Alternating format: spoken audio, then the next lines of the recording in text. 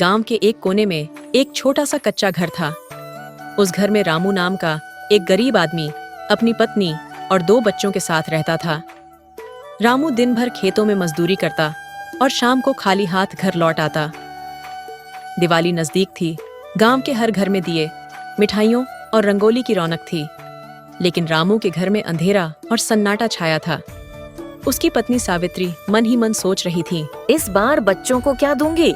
न मिठाई है, न कपड़े, न कोई दिया। बच्चे गली में दूसरे बच्चों को सजावट करते देखकर खुश हो रहे थे, लेकिन अपने घर की हालत देखकर चुप हो जाते।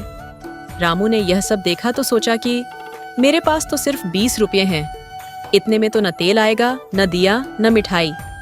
रात को वह खेत के पास जाकर बैठकर सोचने लगा, हे भगवान, दूसरों के घर में उजाला है, मेरे घर में अंधेरा क्यों?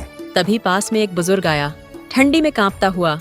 रामू ने कहा, आओ बाबा, आग के पास बैठ जाओ। बेटा, भगवान तेरा भला करे। सुबह रामू काम पर गया, लेकिन उस दिन उसे किसी ने काम नहीं दिया। दिवाली की छुट्टी थी। थका हारा वह गांव के मंदिर की सीढ़ियों पर बैठ गया।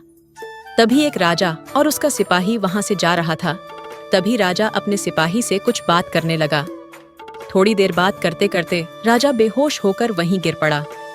रामू ने यह देखा तो दौड़ते हुए राजा के पास गया और उसे अस्पताल में भर्ती कराया। राजा ने खुश होकर रामू को कुछ पैसे दे दिया। रामू की आंखों में चमक आ गई। वह दौड़ता हुआ घर पहुंचा। पत्नी और बच्चे उसे देखकर हैरान रह गए। रामू ने मिठाई का डिब्बा खोला और बोला, लो बच्चों, आज हमारे घर भी दिवाली है। सब मिलकर हंसी खुशी में लग गए। कुछ देर बाद वहीं बूढ़ा आदमी भी दरवाजे पर आ पहुंचा। रामू ने उसे भी मिठाई दी और भीतर बुला लिया। बाहर अमीरों के घरों में चमक दमक थी, पर रामू के घर में अपनापन और खुशियां थीं। रामू बोला, दिया चाहे छोटा हो, पर जब दिल में उजाला हो तो दिवाली बड़ी हो जाती है। रामू ने आसमान की ओर देखा और मन ही मन भगवान का धन्यवाद किया।